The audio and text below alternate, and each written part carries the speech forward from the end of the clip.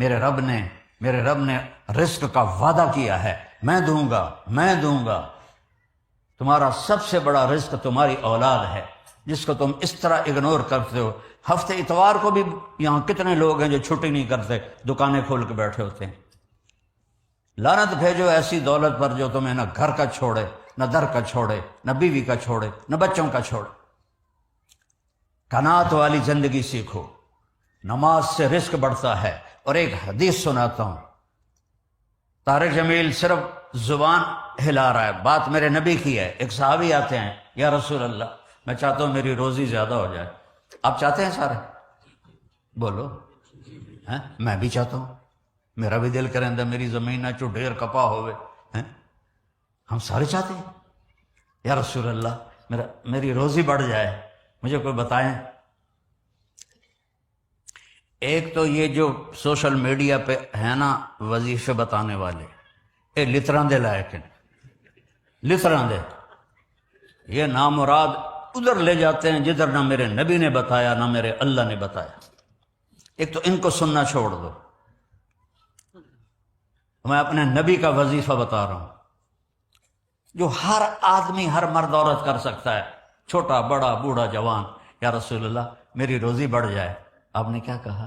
ادم علی الطہارہ یوسع علیک رزقک، با وضو رہا کر تیرا رزق بڑھ جائے گا۔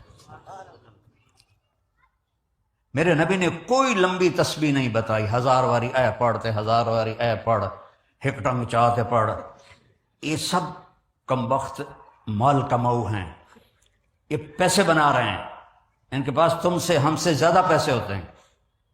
اور نہ یہ اس چکر میں پڑو کہ جادو ہو گیا، جنوں پھرولو جادو ہو گیا، سایہ ہو گیا ہے۔ بھائی کتھے سایہ ہے، کتھے اتنے جادوگر پیدا ہو گئے بے ہر ویلے پھوکی جاننے دے تو تباہ کیتی جاندے۔ یہ سب فراڈ ہیں، یہ جو جادو ہو گیا اور جادو کے عمل کرنا پڑے گا اور ہانڈی چڑھانی پڑے گی اور پتہ نہیں کی کرنا پڑے گا، زمین میں دبانا پڑے گا، یہ سارے الودے پٹھے نے، اور تسی سارے بے وقوف ہو جڑے انہاں دے مگر لگے ہویا۔ میرے نبی کا وظیفہ سنو، ادم علی الطہارہ یوسع علیک رزق، تو باوضو رہ تیرا رزق بڑھ جائے گا۔ ایک وظیفہ اور بتاتا ہوں، میرے نبی نے فرمایا، یہ آپ نے خود فرمایا، یہ باوضو رہنے کا پوچھنے پہ ایک صحابی نے پوچھا کہ میں چاہتا ہوں میرا رزق بڑھ جائے، تو آپ نے فرمایا باوضو رہا کر رزق بڑھ جائے گا۔ اور باوضو رہنے کے کچھ اور فائدے بتاؤں۔ ایک دفعہ شیطان ہمارے نبی کی خدمت میں حاضر ہوا، آپ نے فرمایا یار اتا دس تیرے دشمن کتنے ہیں؟ کہنے لگا 15۔ تو آپ نے فرمایا کون؟ کہ پہلے تو تسی ہو، پہلے دشمن تو میرے تسی۔ پھر اس نے فہرست گنائی، بات لمبی ہوتی جا رہی۔ اس نے کہا پھر وہ مومن مرد اور عورت جو باوضو رہتے ہیں وہ میرے بڑے دشمن ہیں، ان سے مجھے ڈر لگتا ہے۔ اور باوضو سو جاؤ تو موت آ گئی تو شہادت کی ہوگی، باوضو سو جاؤ تو ایک فرشتہ تمہارے لیے دعا کرتا رہے گا، باوضو سو جاؤ شیطان ڈر کے پیچھے ہٹ جائے گا۔ اور ایک بتا رہا ہوں جو میرے نبی نے خود بتایا پوچھنے کے بغیر، جو یہ چاہے اس کی عمر لمبی ہو اور اس کا رزق زیادہ ہو تو وہ اپنے ماں باپ کی خدمت کرے۔ تمہاری تو جابیں ہیں نا، تم کہاں ماں کو پوچھ سکتے ہو؟ جواب ہے میرے نے کہا اپنے ماں باپ کو خوش کرے اور اپنے رشتہ داروں پہ خرچ کرے اور ان سے اچھا سلوک کرے، اللہ اس کی عمر بھی بڑھائے گا، اس کا رزق بھی بڑھائے گا۔ اور ماں باپ کی دعائیں وہاں پہنچا دیتی ہیں اللہ کی قسم جہاں کوئی نہیں پہنچ سکتا۔ میں نے اس زمانے میں میڈیکل چھوڑا جب ڈاکٹر ایک بہت بڑی تصویر تھی، چونکہ وہ ڈاکٹر تھے، بیوپاری نہیں تھے، سوداگر نہیں تھے، ادھم ہی لے لو ادھم ہی لے لو ادھم ہی لے لو، ڈاکٹر تھے۔ اور مولوی ایک کیڑا تھا، کیڑا گندگی کا کیڑا، اور میں ایک ذمہ دار خاندانی جس میں تکبر کی انتہا، انسان کو انسان نہیں سمجھتے تھے ہمارے بڑے۔ تو اللہ نے میرا کانٹا بدلا، میرا ہاتھ پکڑا، آج میں آپ کے سامنے کھڑا ہوں۔ یہ اس کی مہربانی ہے، اس کا کرم ہے، اس کا فضل ہے، اس کا احسان ہے۔ تو میں کالج لائف تک بہت روڑ تھا، نہ ماں کی پرواہ تھی نہ باپ کی پرواہ تھی، تو میرے ماں باپ کو مجھ سے بہت گلہ رہتا تھا۔ تو میں لاہور میں پڑھتا تھا تو میں خط اس وقت لکھتا تھا جب پیسے مک جاندے ہیں. تو ایک دفعہ میرے باپ نے مجھے خط لکھا، بیٹا جب پیسے ختم ہوتے ہیں تو خط لکھتے ہو، کبھی ایویں بھی خط لکھ دیتا کر بھائی تیرا کی حال ہے. پتہ ہی نہیں تھا ماں کسے کہتے ہیں، باپ کسے کہتے ہیں. تو نبی کی زندگی پڑھی تو پتہ چلا، آپ اندازہ لگائیں. بیٹا بہ جا بہ جا. میرے نبی نے فرمایا، یہ عورتیں بھی بیٹھی ہیں، کاش میری ماں ہوتی زندہ اور میں عشاء کی نماز کی نیت باندھ کے فرض نماز مسجد کی مصلی پر پیچھے نمازی ہوتے اور میں سورۃ فاتحہ شروع کر چکا ہوتا، الحمدللہ رب العالمین، اور ادھر میرے گھر سے میری ماں کہتی محمد، تو میں نماز توڑ کے کہتا جی اماں جان میں آیا، جی اماں جان میں آیا. یہ ماں کا مرتبہ بتایا. یہاں تو صرف پاؤنڈ کو دنیا جانتی ہے.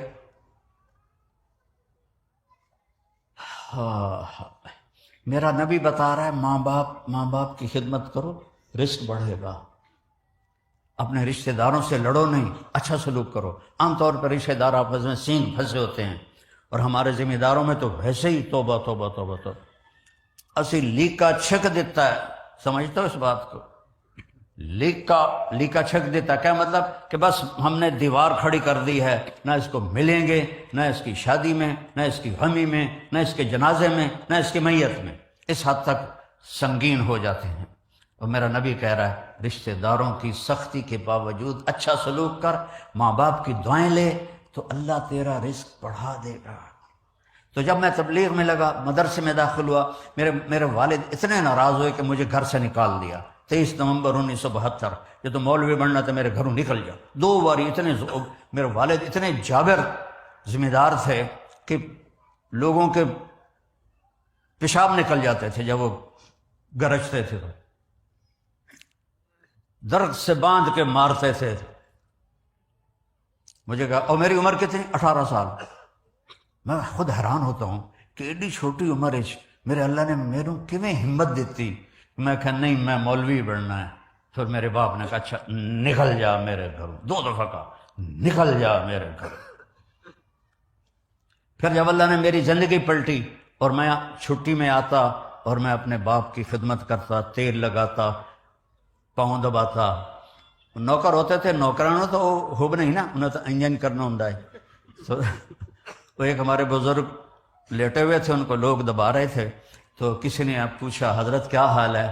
کہا جی بس میں صبر کا ثواب لے رہا ہوں اور یہ تھکن کا ثواب لے رہے ہیں. تو میں اپنے باپ کو بڑے دل سے دباتا. تو مجھے میرے باپ کی دعا لگی. وہ کہتے پتر میریاں اکھیاں تا نہیں ویکھنا، پتر میریاں اکھیاں تا نہیں ویکھنا، پر تو ویکھی ایک دن اللہ تینوں بڑی عزت دے سی. یہ میرے باپ کی دعا مجھے دی. آج وہ زندہ ہوتے تو وہ دیکھتے کہ اللہ نے ان کی دعا کو کس طرح پورا کیا ہے. تو میں اپنے باپ کی نوکر بن کے خدمت کی تو ان کی دعا ملی مجھے. جب بھی میں دباتا وہ کہتے پتر میری آنکھوں نے تو نہیں دیکھنا، شاید کوئی دوسرے بھائی پنجابی نہ سمجھتا ہوں، بیٹا میری آنکھوں نے تو نہیں دیکھنا، لیکن تو دیکھنا ایک دن اللہ تجھے بڑی عزت دے گا. ماں باپ کی دعا لو، اپنے بچوں کو وقت دو، اپنے اولاد کے لیے وقت نکالو. میرے نبی سے زیادہ ذمہ دار اور مصروفیت میں دنیا میں نہ کوئی جم سکتا ہے نہ کوئی جمے گا، جن کے سر پہ 7 بر اعظم کے انسانوں کا بوجھ ہو، قیامت تک کے انسانوں کا بوجھ ہو. روزانہ حسن حسین کے لیے وقت نکالتے تھے. تھوڑیاں چھوٹیاں دکاناں تو ٹائم کوئی نہیں. حسن حسین کے لیے روزانہ وقت نکالتے تھے اور ان کے لیے ایسے گھٹنے ٹیک کے، ہاتھ ٹیک کے ان دونوں کو اپنی پیٹھ پہ بٹھا لیتے تھے، دونوں کو، اور کمر میں چکر لگاتے تھے اور پھر یوں منہ کر کے کہتے تمہارا اونٹ کیسا جا رہا ہے بھائی؟ ہائے ہائے. پھر حسن حسین کو اتار دیتے اور زینب کو بٹھا لیتے اکیلی کو، پھر اس کو چکر لگواتے. یہ میرے نبی نے زندگی دی ہے، اللہ کی قسم. پیسے کے پیچھے بھاگنے والے سے بے وقوف دنیا میں کوئی پیدا ہی نہیں ہو، جس کا اینڈ موت ہے، کیا رہ گیا پیچھے؟ یا آنکھ بند ہوئی تو طارق جمیل کا نام ہٹ کے میت ہو جائے گا، جنازہ، میت۔ ہمارے پنجابی میں منجی آ گئی کہ نہیں؟ منجی چارپائی، وہ نام ہی مٹ گیا، چارپائی، جنازہ، میت۔ اس کے لیے ہم اپنی آخرت کو برباد کرتے ہیں، ہم اپنے نبی کو ناراض کرتے ہیں۔ یہ وہ اعمال ہیں جس سے اللہ رزق عزت سے دے گا، سکون والا دے، باوضو رہو، رزق آئے گا۔ ماں باپ زندہ ہیں تو خدمت کرو، مر گئے ہیں تو ان کے لیے نفل پڑھو، ان کے لیے دعا کرو۔ جب سے میرے ماں باپ زندہ دنیا سے گئے ہیں، میں نے ان کے لیے نفل نہیں چھوڑے، حالانکہ میں کتنا سفر کرتا ہوں، وہ 6 سال سے سر درد کا بھی مریض ہوں، لیکن میں ان کے لیے نوافل پڑھتا ہوں، 10 اپنے باپ کے لیے پڑھتا ہوں، 10 اپنی ماں کے لیے پڑھتا ہوں۔ اور اللہ کی قسم میں 10 کروڑ نفل بھی پڑھوں تو ماں باپ کا حق ادا نہیں ہو سکتا۔ اپنی بیویوں کے ساتھ اچھا سلوک کرو۔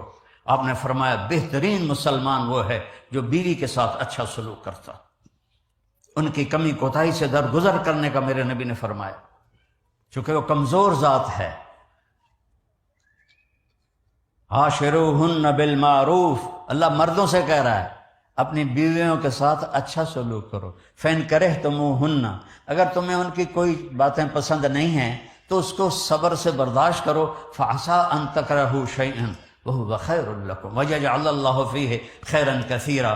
ممکن ہے اس برداشت کرنے میں اللہ تعالیٰ نے بہت خیریں چھپا کے رکھی۔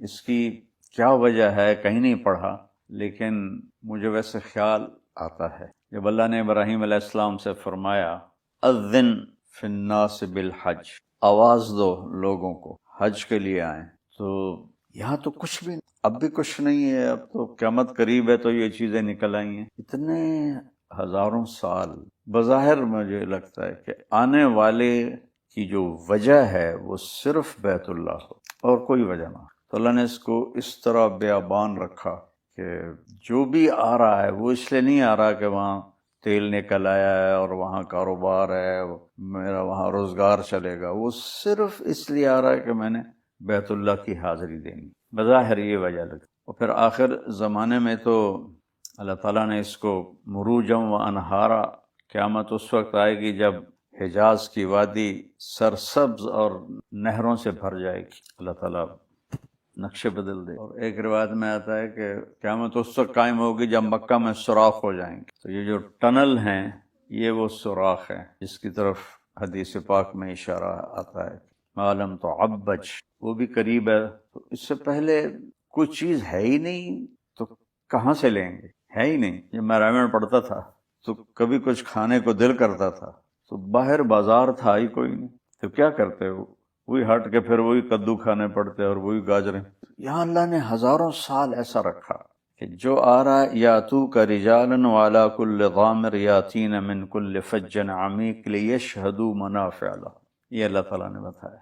تو بنو جرہم نے طویل عرصہ یہاں وقت گزارا، کوئی 2000 سال، اتنا لمبا عرصہ کوئی قبیلہ کسی جگہ مستقل نہیں ٹھہرا، نہ کوئی خاندان، نہ کوئی حکومت۔ لمبی سے لمبی حکومت 650 سال تک ملتی ہے، پھر ورقہ پلٹ جاتا ہے۔ اللہ تعالیٰ تلک الایام نداولها بین الناس۔ تو بنو جرہم جب ظلم و ستم پر اتر آئے اور حاجیوں کو لوٹنے لگے اور قتل و غارت لوٹ مار کے لیے، تو پھر اللہ تعالیٰ نے بنو خزاعہ کو حضرت عیسیٰ علیہ السلام سے 300 سال پہلے، یہ رہتے تھے جب جاتے ہیں نا ہم مدینہ تو راستے میں ایک وادی فاطمہ آتی بائی روڈ، اس کا پرانا نام ہے مرت ظہران، پرانا نام، وہ اس کے آس پاس آباد تھے۔ تو انہوں نے پھر ان پر چڑھائی کی۔ عمرو بن لحی الخزاعی وہ ان کا سردار تھا، اور جرہم کا جو سردار تھا آخری اس کا نام تھا مزاز بن عمر۔ تو اس جنگ میں بنو جرہم کو شکست ہوئی، تو مزاز بن عمر نے کیا کیا کہ جتنا بیت اللہ کا خزانہ جمع تھا نا، نذرانے، وہ سارے اس نے زمزم کے کنویں میں ڈالے۔ تو کوئی تلواریں، کوئی 2 ہرن تھے سونے کے بنے ہوئے، اس طرح اور بہت قیمتی چیزیں، سونا ڈلیوں کی شکل میں، چاندی، وہ ڈال کے اوپر مٹی ڈال کے اس کو برابر کر کے زمزم کو غائب کر دیا. یعنی پیدائش عیسیٰ علیہ السلام سے 300 سال پہلے اس نے اس کو زیرو کر دیا. تو جب بنو خزاع نے آ کے مکے پر قبضہ کیا تو اس کا نشان ہی کوئی نہیں تھا. اس کو اس طرح مزاز بن عمر نے ایسے اس کو لیول کر دی. تو یہ عمرو بن لحی وہ بد نصیب اور بد قسمت تھا. جرہم تک بت پرستی نہیں تھی، 2000 سال بت پرستی نہیں ہوئی. وہ گیا شام تجارتی سلسلے میں، وہاں دیکھا وہ بڑے بت کی پوجا کر رہے تھے. کہ یہ کیا ہے؟ کہ یہ ہمارا وسیلہ ہے، ہم خدا سے مانگتے ہیں اس کے وسیلے سے. اس کا نام تھا حبل. تو اس نے کہا یہ مجھے دے دو.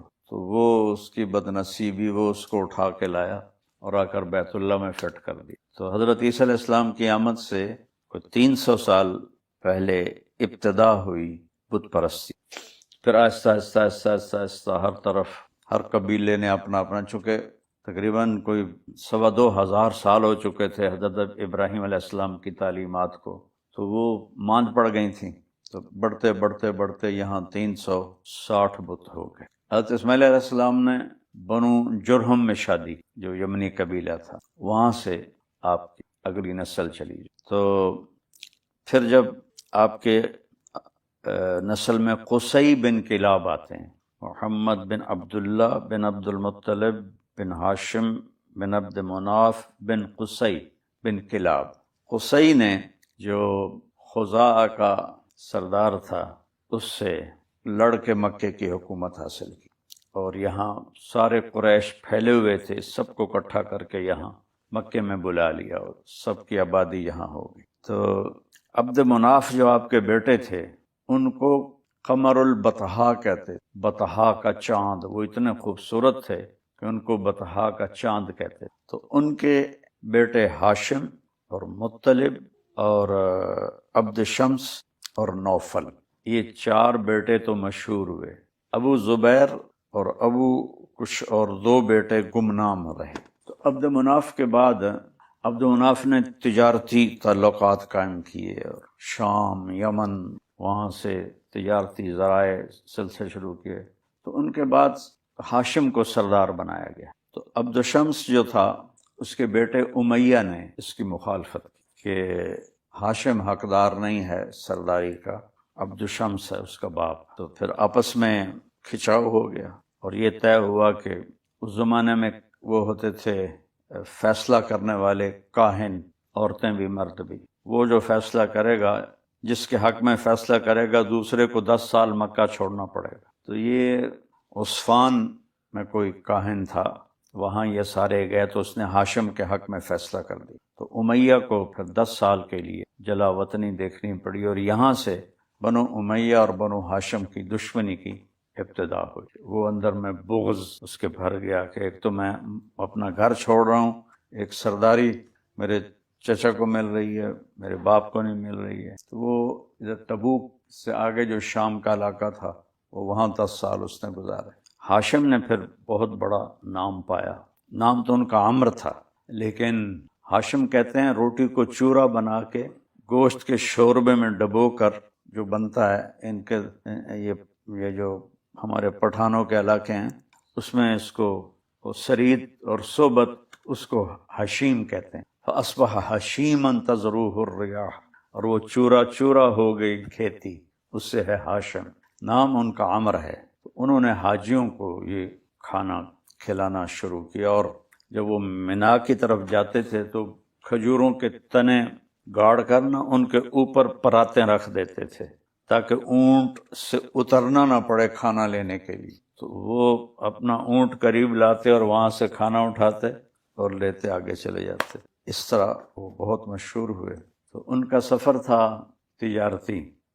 مدینے گئے تو بازار میں ایک یہودی عورت میں اس نے آپ کو دیکھا تو کہنے لگی ایک رات گزارتے ہو میرے ساتھ؟ کہنے لگے میں شریف آدمی ہوں، سردار ہوں، تم مجھے گناہ کی دعوت کیوں دیتی؟ اور اگلے دن وہاں انہوں نے بنو نجار میں ایک خاتون سلمہ سے شادی کر لی. تو 2-3 دن گزرے تھے کہ بازار میں جا رہے تھے، وہی عورت سامنے سے آ گئی. کہنے لگے اس دن تو مجھے گناہ کی دعوت دے رہی تھی، شادی کر لے مجھ سے. شادیاں تو عام تھی اس وقت. اس نے ایسے دیکھا، کہا مجھے تم نے غلط سمجھا ہے، میں بھی عزت دار اور شریف ہوں، تیرے ماتھے پر آخری نبی کا نور تھا، آپ جس کی طرف منتقل ہوتے تھے تو اس کے ماتھے پہ نور آ جاتا تھا، روشنی آ جاتی۔ تو اس نے کہا میں نے تو وہ نور نبوت دیکھا تھا، یہودی تھی نا وہ، کتابوں کو پڑھا ہوا تھا، تو مجھے تو وہ تما تھی، وہ تو سلمہ لے گئی، اب مجھے کوئی ضرورت نہیں۔ تو پھر حضرت ہاشم یہاں سے غزہ شام تشریف لے گئے، تو غزہ جب پہنچے تو وہاں انتقال ہو گیا۔ اس وقت ان کی عمر صرف 32 سال تھی، 32 سال کی عمر میں انتقال ہو گیا، وہیں ان کی قبر بنی۔ اب اس فتنے میں، اب اس سے پہلے تک تو موجود تھی، اب تباہ ہو گئی ہو تو پتہ کوئی نہیں ہے، لیکن اس جنگ سے پہلے تک آپ کی قبر موجود۔ تو ہاشم کے بعد پھر مطلب کو سردار بنایا گیا۔ سلمہ کے ہاں ایک بیٹا پیدا ہوا، تو اس کے سارے بال سفید تھے پیدائشی، تو ماں نے اس کا نام رکھا شیبہ، سفید بالوں والا۔ یہاں قریش کو پتہ نہیں ہے کہ ہاشم کا کوئی بیٹا مدینہ میں پیدا ہوا ہے، کسی کو خبر نہیں ہے۔ ایک عرصہ گزر گیا، ایک آدمی مکے آ رہا تھا، مدینے سے گزرا تو بچے تیر اندازی کھیل رہے تھے، وہ نشانہ ہٹ کر رہے تھے، تو ایک لڑکے کا نشانہ ٹھیک اس گول دائرے پہ جا کے لگتا، تو کہتا خذھا وانا بن ہاشم، دیکھو میرا نشانہ، میں ہوں ہاشم کا بیٹا۔ اس کے کان کھڑے ہوئے کہ اے کی آخر ہے، تو وہ آیا مکے اور مطلب سے ملا کہ تیرے بھائی کا کوئی نسل مدینہ میں ہے؟ کہنے لگا مجھے تو پتہ نہیں۔ کہنے لگا میں نے یہ ایک بچے سے سنا ہے، دیکھو میرا نشانہ، میں ہوں ہاشم کا بیٹا۔ تو مطلب نے اسی وقت اونٹنی تیار کی اور بھاگم بھاگ جب پہنچے تو وہ ہاشم کی پوری تصویر تھے، جب ان کو دیکھا تو پھر وہ سلمہ سے ملے کہ یہ عرب کا سردار ہے، یہ مجھے دے دو، میں اس کا چچا ہوں۔ اس نے کہا میرا ایک ہی ہے، تمہیں دے دوں تو میں کس کے سہارے زندگی گزاروں؟ پر مطلب نے سلمہ کے بھائی سے بات کی کہ اپنی بہن کو سمجھا یہ مکے اور قریش کا سردار بننے والا ہے، یہاں رہا تو گم ہو جائے گا۔ پھر بھائی نے اپنی بہن کو سمجھایا تو وہ ان کو لے کر چلے۔ جب آپ مکہ میں داخل ہوئے تو گرد و غبار سے مٹی تھے، تو لوگ کہنے لگے عبد المطلب، مطلب سے کہنے لگے عبد المطلب، یہ غلام ہے تیرا؟ تو وہ خاموش رہے، کچھ نہیں کہا۔ عبد المطلب، جہاں سے گزرے عبد المطلب۔ گھر گئے، ان کو نہلایا، کپڑے پہنائے، اور یہ جو بیت اللہ کا دروازہ ہے اس کے نیچے ان کی اسمبلی ہوتی تھی قریش کی، اور وہاں مطلب کی جگہ ہوتی تھی، مکے کے سردار کی جگہ ہوتی تھی، ایسے جیسے گدی ہے اور نیچے بھی گدی ہے اور تکیہ اور گدی۔ تو اس بچے کو لا کے بٹھایا، سارے حیران ہونے لگے، کہنے لگے ھذا سید قریش ھذا ابن ہاشم، یہ ہے ہاشم کا بیٹا۔ تو مطلب کے انتقال کے بعد تو عبد مناف کی اولاد جو تھی نا، وہ دو حصوں میں تقسیم ہو گئی، عبد شمس اور نوفل، یہ ایک دھڑا بن گیا، اور مطلب اور ہاشم یہ ایک دھڑا بن گیا، یہ دونوں میں وہ کشیدگی پیدا ہو گئی۔ حضرت عثمان عبد شمس کی اولاد میں سے تھے۔ جب ایسے بیچ میں بات آ گئی، جب خیبر فتح ہوا تو اپنے مال غنیمت میں مطلب اور ہاشم کی اولاد کو زیادہ دیا، تو نوفل اور عبد شمس کی اولاد آئی حضرت عثمان کے پاس کہ ہم بھی تو عبد مناف کے اولاد ہیں، ہمیں کیوں محروم کر رہے ہیں؟ اللہ کے نبی سے کہو ہمیں بھی اتنا ہی دیں جتنا ان کو دیا ہے۔ تو حضرت عثمان آئے کہ یا رسول اللہ، ہم بھی تو بنی عبد مناف ہیں۔ تو آپ نے کہا عثمان، مطلب اور ہاشم ہمیشہ آپس میں ایسے رہے، یوں کہ شبک بین اصابعہ، اب ایسے اپنی انگلیوں کو جوڑا، کہا یہ دونوں ایک ہیں، یہ دونوں الگ ہیں، ایک نہیں ہیں۔ تو خیر بہرحال جب عبد المطلب کو اللہ تعالیٰ نے مطلب کی وفات کے بعد سرداری دی اور وہ جوان ہوئے، تو اب 300 سال حضرت عیسیٰ سے پہلے، ٹھیک ہے، اور پھر تقریباً 500 سال حضرت عیسیٰ کے بعد 800 سال ہو گئے تھے زمزم کا کنواں بند تھا۔ تو کوئی بھی کنواں زرخیز زمین میں ہو 800 سال کے بعد اس کا نشان بھی نہیں رہتا، اور یہ تو ایک پہاڑی کنواں تھا۔ تو ان کو خواب آیا، ان کا ایک بیٹا پیدا ہو چکا تھا، حارث سب سے بڑا، پاک پانی نکالو، اور خواب ختم۔ اگلے دن پھر خواب آیا، پاک پانی نکالو، اور پھر خواب ختم۔ وہ پریشان، پاک پانی نکالو، کہاں سے نکالوں، کس جگہ ہے وہ؟ تیسرے دن پھر خواب آیا کہ پاک پانی نکالو، لیکن خواب ختم نہیں ہوا۔ تو انہوں نے پوچھا وہ ہے کدھر؟ تو آواز آئی تم بیت اللہ میں بیٹھنا، ایک کوا آئے گا صبح، اور ایک جگہ 3 دفعہ ٹھونک اپنی چونچ مارے گا، ٹھک ٹھک ٹھک، اس کے نیچے ہے پاک پانی۔ تو عبد المطلب صبح صبح آ کے بیٹھ گئے، وہ کوا آیا اور اس ایک جگہ بیٹھ کے ٹک ٹک ٹک اور اڑ گیا۔ تو انہوں نے قریش کو جمع کیا کہ یہ ہماری ماں کا کنواں ہے یہاں، آؤ مل کر اس کو کھودیں۔ کہنے لگا تیرا دماغ خراب ہے، وہ پہاڑی کنواں، پہاڑی پانی، یہ تو چند دن بند رہے تو ختم ہو جاتا ہے، 800 سال پرانی بات نہ بھائی، یہ بے وقوفی ہم نہیں کرتے۔ انہوں نے کہا بیٹا آجا ہم دونوں کریں گے، مجھے تو اشارہ ہوا ہے۔ اب دونوں باپ بیٹا لگ گئے کھدائی میں۔ تو ایک دن تھک گئے بہت، تو کہنے لگے وہ بھی کوئی سردار ہے جس کی اولاد نہ ہو؟ تو کہنے لگے وہ بھی کوئی سردار ہے جس کی اولاد نہ ہو، اگر اللہ نے مجھے 10 بیٹے دیے تو ایک کو اللہ کے نام پہ ذبح کروں گا۔ تو اللہ نے 12 بیٹے دے دیے اور 5 بیٹیاں، 17۔ تو اب وہ کھودتے کھودتے کھودتے آہستہ آہستہ وہ نشانیاں نکلنے لگیں۔ اور جب وہ نشانیاں نکلنے لگی تو سارے قریش آ گئے، بھائی ہم بھی ساتھ کے دفع ہو جاؤ سارے، اب یہ صرف بنو ہاشم کا کنواں ہے اور کسی کا نہیں ہے۔ تو آخر تک اس کا جو حاجیوں کو جو پانی پلانا تھا وہ بنو ہاشم کی ذمہ داری تھی۔ آخری حج پر جب آپ طواف زیارت سے فارغ ہوئے اور آ کر آئے نا کنویں پر، تو حضرت عباس اور حضرت فضل بن عباس اور حضرت ام فضل آپ کی بیگم یہ پانی پلا رہے تھے، عورتوں کو یا مردوں کو۔ آپ نے کہا میرا چچا، میرا جی چاہتا ہے میں بھی یہاں کھڑے ہو کے پانی پلاؤں، پر پھر میرے اوپر رش ہو جائے گا اور ہنگامہ ہو جائے گا، تو مجھے تو پانی پلا۔ تو ایک ڈول تھا جس سے آپ حضرت فضل سب کو پلا رہے تھے، تو حضرت عباس نے کہا بیٹا یہ نہیں، وہ ڈول لاؤ جو صاف ستھرا ہے۔ آپ نے کہا چچا وہ نہیں، یہ جس میں سب نے پانی پیا ہے نا یہی مجھے دو، اس میں پانی ڈال کے دو۔ تو انہوں نے بھر کے دیا، تو آپ نے پورا ڈول منہ کو لگایا، پیتے گئے پیتے گئے پیتے گئے پیتے گئے۔ ایمان کی نشانی ہے کہ اتنا زمزم پیو کہ پسلیاں ٹوٹنے لگیں، اتنا زمزم پیو۔ ویسے پیتے گئے، چڑھاتے گئے چڑھاتے گئے، جب ایسے پسلیاں باہر نکل آئیں تو جو باقی بچا تھا سارا اپنے اوپر ڈال لیا۔ گرمیوں کا حج تھا نا، سارا اپنے اوپر ڈال لیا۔ تو عبد المطلب نے کہا اب یہ کنواں بنو ہاشم کا ہے، اب یہ اور کسی کا نہیں ہے، تو پھر انہیں کا ہی رہا۔ تو جب وہ بچے جوان ہو گئے تو سب کو اکٹھا کیا کہ میں نے یہ منت مانی تھی کہ ایک کو ذبح کروں گا، تم تیار ہو؟ تو آپ اس زمانے کی اطاعت دیکھو، نہ ایمان ہے نہ اسلام ہے۔ کہا ابا جس کے کندھے پہ ہاتھ رکھے گا وہ تیار ہے، اس کے لیے ذبح ہونے کی۔ تو عبد المطلب نے کہا نہیں میں قرہ ڈالوں گا، تو قرہ ڈالا گیا۔ تو حضرت عبداللہ کے نام قرہ نکل آیا، وہ سب سے محبوب تھے، حضرت عبداللہ سب سے پیارے تھے۔ تو اب ان کا دل بھی مٹھی میں، تو جب انہوں نے اس کا ہاتھ پکڑا اور لے کے چلے تو شور مچ گیا۔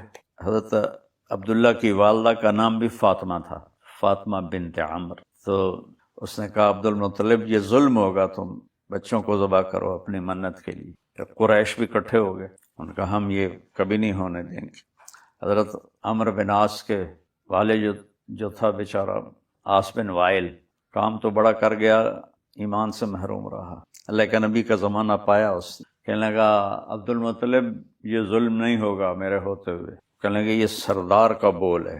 عاص نے کہا تیرے آگے بھی کمی نہیں، سردار کھڑا ہوا ہے، یہ کام میں نہیں ہونے دوں گا۔ کہ پھر کیا کریں؟ تو کہ چلو پھر وہی جو فیصلے کرتی تھیں عورتیں یا مرد کاہنہ۔ خیبر میں ایک عورت رہتی تھی جو ایجڈ، تو یہ ایک قافلہ یہاں سے چلا، اور خیبر یہاں سے کتنا ہے 500 کلومیٹر، 500 کلومیٹر وہ اونٹوں پہ سوار، کوئی 12 دن کے بعد خیبر پہنچے اور اس کاہنہ سے بات کی۔ تو اس نے کہا کہ تمہارے ہاں قتل کی قیمت کیا ہے، اگر بدلہ نہ لے اور قیمت لے تو کیا ہے؟ تو عبد المطلب نے کہا 10 اونٹ۔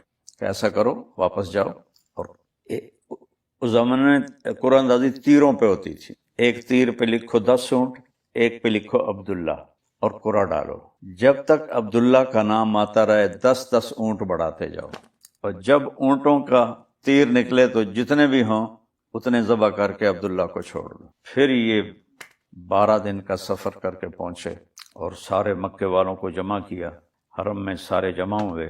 تو وہ تیر ڈالتے تھے ایک ڈبے میں، اس کے منہ پر سوراخ ہوتا تھا، پھر وہ اس کو ایسے ایسے گھماتا تھا، وہ جو قرآن ڈالنے والا تھا، اور یوں کر کے جھٹکا دیتا تھا تو اس سے تیر نکلتا تھا۔ تو عبد المطلب نے 100 اونٹ صفا پہاڑی کے پاس لا کے کھڑے کر دیے پہلے سے ہی، اور 10 اونٹ ایک طرف کر دیے، تو 10 اونٹ اور عبداللہ۔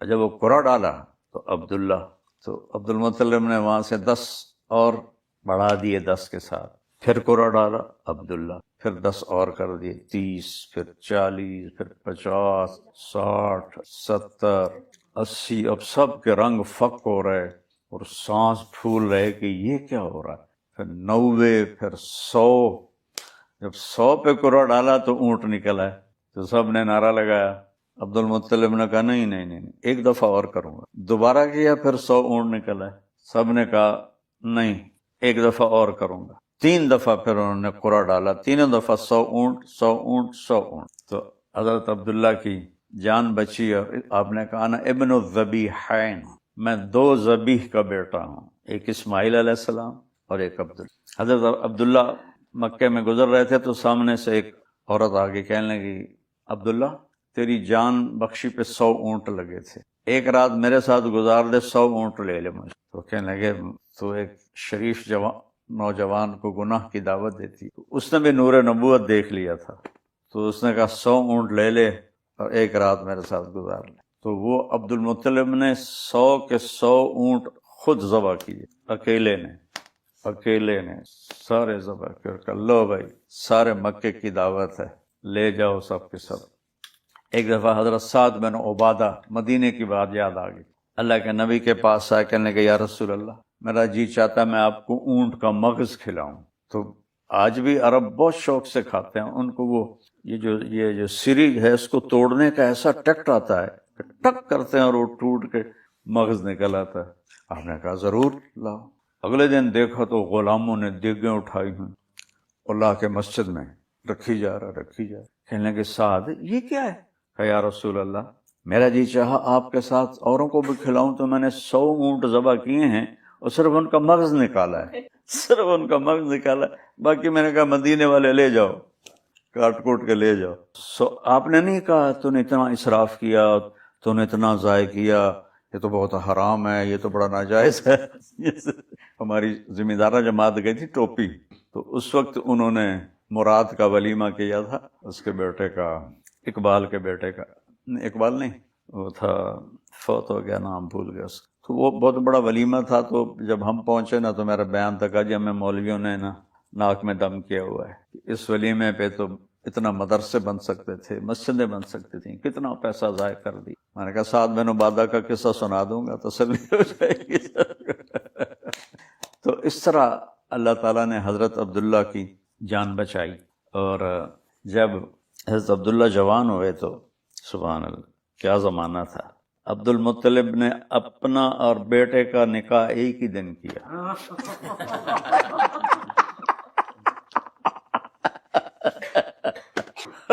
ایک طرف ابے کی بارات جا رہی ہے، ایک طرف بیٹے کی بارات جا رہی ہے۔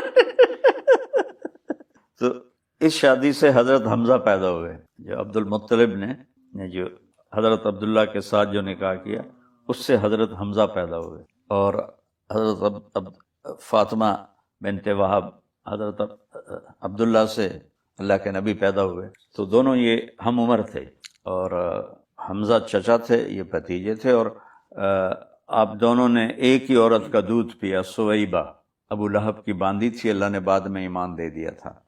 تو اس طرح یہ دونوں دودھ شریک بھائی بھی تھے اور چچا بھتیجا بھی تھے۔ تو حضرت عبداللہ تشریف لے گئے تجارت کے لیے ملک شام، تو اپنے دادے کی طرح وہ تو غزہ میں بیمار ہو کے فوت ہوئے، یہ مدینہ پہنچے تو بیمار ہو گئے، اور 1 مہینہ وہاں آپ نے بیماری کا گزارا، اور پھر آپ کا وہاں انتقال ہو گیا، اور نابغۃ الجعدی کے گھر میں ہی آپ کی تدفین ہوئی، وہاں آپ کو دفن کیا گیا۔ اس وقت ہمارے نبی کی عمر ماں کے پیٹ میں 2 ماہ کی تھی، 2 ماہ کے تھے جب حضرت عبداللہ کا انتقال ہو۔ تو جب ولادت کا وقت قریب آیا تو عبد المطلب ساری رات بیت اللہ کا پردہ پکڑ کے کھڑے ہوئے کہ یا اللہ میرے بیٹے کی کوئی نشانی دے دے۔ ان کو کیا پتا کہ کیا ہو رہا ہے، کیا ہونے والا ہے، کون آ رہا ہے۔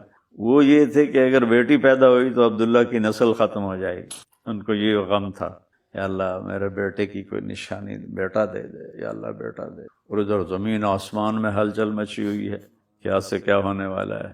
تو آپ کی جو تھیں دائی شفا بنت عمر، یہ حضرت عبد الرحمن بن عوف کی والدہ تھیں، اور آپ کی حضرت آمنہ آپ کی والدہ محترمہ فرماتی ہیں کہ مجھے اپنے بیٹے کے حمل کا پورے 9 مہینے پتہ بھی نہیں چلا، بالکل نارمل لائف۔ تو جب آپ پیدا ہوئے 9 مہینے کا رکا ہوا کتنا مواد ہوتا ہے جو پہلے نکلتا ہے، ایک قطرہ باہر نہیں نکلا، آپ خود باہر نکلے، جو ہی آپ کا سر باہر آیا پورے کمرے میں خوشبو پھیل گئی، اور جیسے جیسے آپ باہر آ رہے تھے شفا ڈر رہی تھی یہ کیا ہو رہا ہے، ان نیچرل ہو رہا تھا نا، کوئی شے بھی بچے کے جسم پر ایک دھبا نہیں ہے کسی چیز کا، صاف ستھرے پاک صاف۔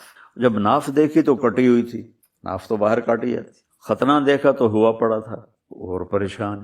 پھر جب آپ کا پورا وجود مبارک باہر آیا تو پورے کمرے میں روشنی پھیل گئی اور پورے کمرے میں خوشبو پھیل گئی۔ تو پوری دنیا میں جہاں جہاں بت